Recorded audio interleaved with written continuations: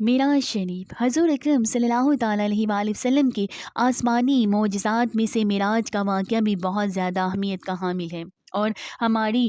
مادی دنیا سے بالکل ہی ماورا اور عقل انسانی کے قیاس و گمان کی سرحدوں سے بہت زیادہ ہی بالاتر ہے۔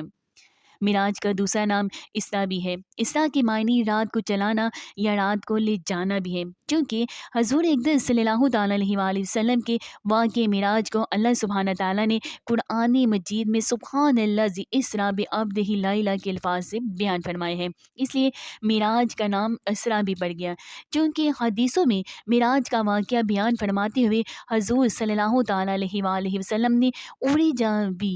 مجھ کو اوپر چڑھایا گیا کا لفظ بھی ارشاد فرمائے ہیں، اس لیے اس واقعے کا نام معراج پڑا۔ معراج کی تاریخ، دن اور مہینے میں بہت زیادہ اختلافات ہیں، لیکن سب کا اسی بات پر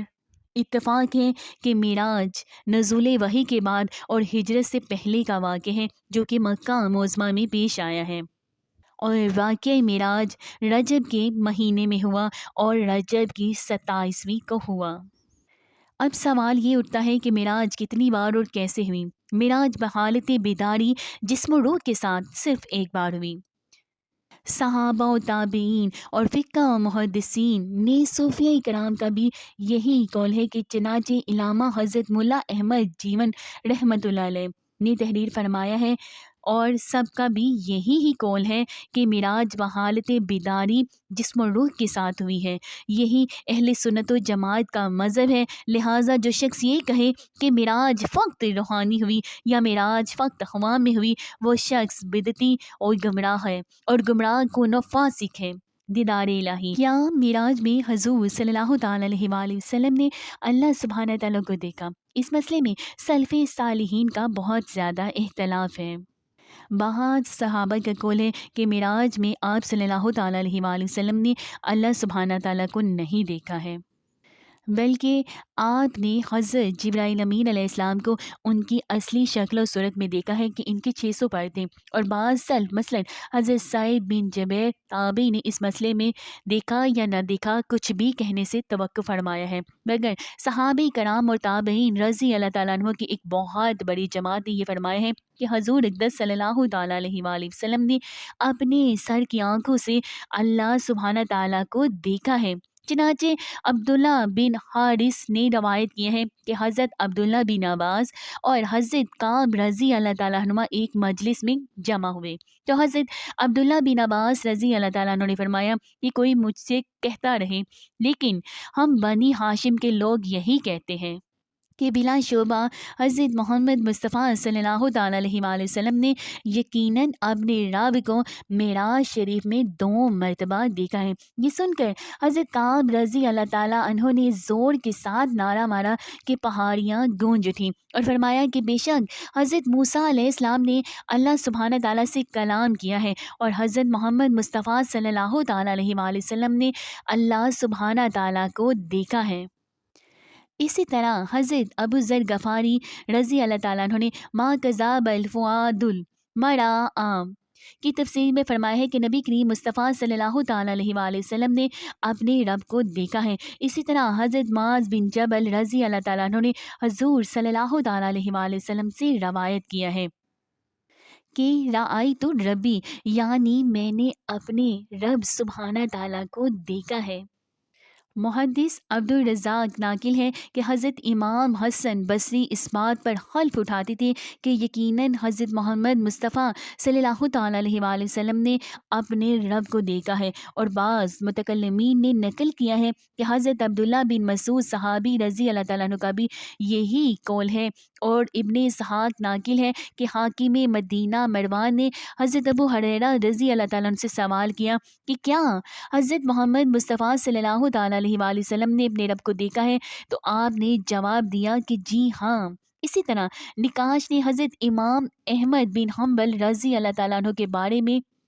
ذکر کیا ہے کہ آپ نے یہ فرمایا ہے کہ حضرت عبداللہ بن عباس رضی اللہ تعالیٰ عنہ کے مذہب کا قائل ہوں کہ حضور صلی اللہ تعالیٰ علیہ وآلہ وسلم نے اللہ سبحانہ تعالیٰ کو دیکھا ہے، دیکھا ہے اور دیکھا ہے، اتنی دیر تک وہ دیکھتے رہے ہیں کہ ان کی سانس ٹوٹ گئی۔ اللہ اکبر۔ صحیح بہاری میں حضرت انس رضی اللہ تعالیٰ عنہ سے شریک بن عبداللہ نے جو معراج کی روایت کی ہے، اس کے آخر میں یہ ہے: حتی جاء سدرۃ المنتہا وادن الجبار ورب العزت فتدلی حتی کان منہ قاب قوسین او ادنی۔ حضور صلی اللہ تعالیٰ علیہ وآلہ وسلم سدرۃ المنتہا پر تشریف لائے اور عزت والا جبار یعنی اللہ سبحانہ تعالیٰ یہاں تک قریب ہوا اور نزدیک آیا کہ 2 کمانوں یا اس سے بھی کم کا فاصلہ رہ گیا۔ بہرحال علماء اہل سنت کا یہی مسلک ہے کہ حضور صلی اللہ تعالیٰ علیہ وآلہ وسلم نے شب معراج میں اپنے سر کی آنکھوں سے اللہ سبحانہ تعالیٰ کی ذات مقدسہ کا دیدار کیا ہے۔ اس معاملے میں روایت کے علاوہ ایک روایت بھی خاص طور پر قابل توجہ ہے، اور یہ ہے کہ اپنے محبوب کو اللہ تعالیٰ نے انتہائی شان و شوکت اور آن بان کے ساتھ اپنا مہمان بنا کر عرش اعظم پر بلایا اور خلوت گاہ راز میں کے ناز و نیاز کی کلاموں سے بھی سرفراز فرمایا، مگر ان بے پناہ عنایتوں کے باوجود اپنے حبیب صلی اللہ تعالیٰ علیہ وآلہ وسلم کو اپنا دیدار نہیں دکھایا اور حجاب فرمایا۔ یہ ایک ایسی بات ہے جو مزاج عشق و محبت کے نزدیک مشکل ہی سے قابل قبول ہو سکتی ہے، کیونکہ کوئی شاندار میزبان اپنے شاندار مہمان کو اپنی ملاقات سے محروم رکھے اور اس کا اپنا دیدار نہ دکھائے، یہ عشق و محبت کا ذوق رکھنے والوں کے نزدیک بہت ہی ناقابل فہم بات ہے۔ لہٰذا ہم عشق بازوں کا گروہ تو امام احمد بن حنبل رحمۃ اللہ علیہ کی طرح ہی اپنی آخری سانس تک یہی کہتا رہے گا کہ انہوں نے اللہ سبحانہ تعالیٰ کو دیکھا ہے۔ نبی پاک مصطفیٰ صلی اللہ تعالیٰ علیہ وآلہ وسلم نے اللہ سبحانہ تعالیٰ کو اپنے سر کی آنکھوں سے دیکھا ہے، اللہ سبحانہ تعالیٰ کی ذات مقدسہ کا دیدار کیا ہے۔ معراج کی رات آپ صلی اللہ تعالیٰ علیہ وآلہ وسلم کے گھر کی چھت کھلی اور ناگہاں حضرت جبرائیل امین علیہ السلام چند فرشتوں کے ساتھ نازل ہوئے اور آپ کو حرم کعبہ میں لے جا کر آپ کی سینے مبارک کو چاک کیا اور قلب انور کو نکال کر آب زمزم سے دھویا، پھر ایمان و حکمت سے بھرے ہوئے ایک تشت کو آپ صلی اللہ تعالیٰ علیہ وآلہ وسلم کے سینے میں انڈیل کر شکم کا چاک برابر کر دیا، پھر آپ براق پر سوار ہو کر بیت المقدس تشریف لائے۔ براق کی تیز رفتاری کا عالم تو یہ تھا کہ اس کا قدم وہاں پڑتا تھا جہاں اس کی نگاہ کی آخری حد ہوتی تھی۔ بیت المقدس پہنچ کر براق کو آپ نے اس حلقے میں باندھ دیا جس میں انبیاء علیہ السلام اپنی اپنی سواریوں کو باندھا کرتے تھے۔ پھر آپ نے تمام انبیاء اور رسولوں علیہ السلام کو جو وہاں حاضر تھے 2 رکعت نماز نفل جماعت سے پڑھائی۔ جب یہاں سے نکلے تو حضرت جبرائیل امین علیہ السلام نے شراب اور دودھ کے 2 پیالے آپ کے سامنے پیش کیے۔ آپ صلی اللہ تعالیٰ علیہ وآلہ وسلم نے دودھ کا پیالہ اٹھا لیا۔ یہ دیکھ کر حضرت جبرائیل امین علیہ السلام نے کہا کہ آپ نے فطرت کو پسند فرمایا، اگر آپ شراب کا پیالہ اٹھا لیتے تو آپ کی امت گمراہ ہو جاتی۔ پھر حضرت جبرائیل امین علیہ السلام آپ کو ساتھ لے کر آسمان پر چڑھے، پہلے آسمان میں حضرت آدم علیہ السلام سے، دوسرے آسمان میں حضرت یحییٰ اور حضرت عیسیٰ علیہ السلام سے جو دونوں خالہ زاد بھائی تھے ملاقاتیں ہوئی اور کچھ گفتگو بھی ہوئی۔ تیسرے آسمان میں حضرت یوسف علیہ السلام، چوتھے آسمان میں حضرت ادریس علیہ السلام اور 5ویں آسمان میں حضرت ہارون علیہ السلام اور چھٹے آسمان میں حضرت موسیٰ علیہ السلام ملے اور 7ویں آسمان پر پہنچے تو وہاں حضرت ابراہیم علیہ السلام سے آپ صلی اللہ تعالیٰ علیہ وآلہ وسلم کی ملاقات ہوئی۔ وہ بیت المعمور سے پیٹھ لگائے بیٹھے تھے جس میں روزانہ 70,000 فرشتے داخل ہوتے ہیں۔ باوقت ملاقات ہر پیغمبر نے آپ کو خوش آمدید اے پیغمبر صالح کہہ کر آپ صلی اللہ تعالیٰ علیہ وآلہ وسلم کا استقبال کیا، پھر آپ صلی اللہ تعالیٰ علیہ وآلہ وسلم کو جنت کی سیر کرائی گئی۔ اس کے بعد آپ صلی اللہ تعالیٰ علیہ وآلہ وسلم سدرۃ المنتہا پر پہنچے۔ اس طرح پر جب انوار الہی کا پرتو پڑا تو ایک دم اس کی صورت ہی بدل گئی، اس میں رنگ رنگ کے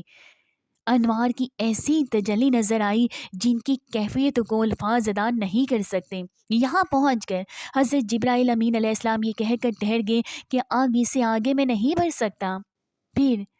حضرت حق جل جلالہ نے آپ صلی اللہ تعالیٰ علیہ وآلہ وسلم کو عرش بلکہ عرش کے اوپر جہاں تک اس نے چاہا بلا کر آپ کو باریاب فرمایا، اور حلوت گاہ راز میں ناز و نیاز کے وہ پیغام ادا ہوئے جن کی لطافت و نزاکت الفاظ کے بوجھ کو برداشت ہی نہیں کر سکتی۔ چنانچہ قرآن مجید میں فا اوہا الا عبدہ ما اوہا کی رمز و اشارے میں اللہ سبحانہ تعالیٰ نے اس حقیقت کو بیان فرما دیا ہے۔ بارگاہ الہی میں بے شمار عطیات کے علاوہ 3 خاص انعامات مرحمت ہوئے جن کی عظمتوں کو اللہ اور رسول کے سوا اور کون جان سکتا ہے۔ پہلا، سورہ بقرہ کی آخری آیتیں۔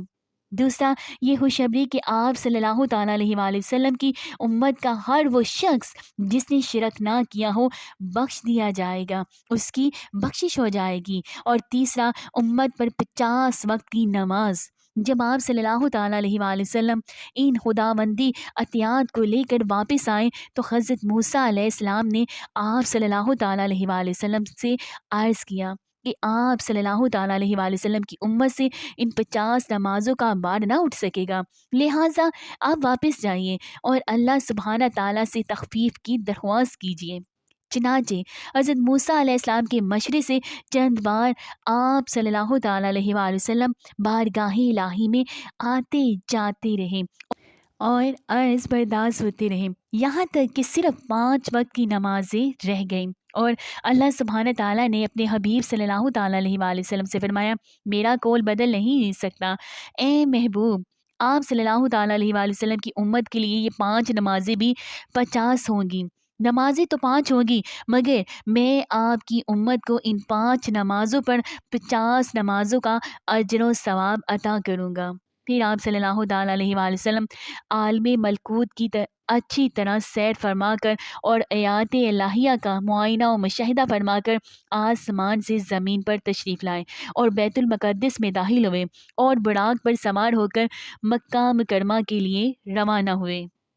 راستے میں آپ نے بیت المقدس سے مکہ تک کی تمام منزلوں اور قریش کے قافلے کو بھی دیکھا۔ ان تمام مراحل کے طے ہونے کے بعد آپ صلی اللہ تعالیٰ علیہ وآلہ وسلم مسجد حرام میں پہنچ کر چونکہ ابھی رات کا کافی حصہ باقی تھا سو گئے اور صبح کو بیدار ہوئے۔ جب رات کے واقعات کا آپ نے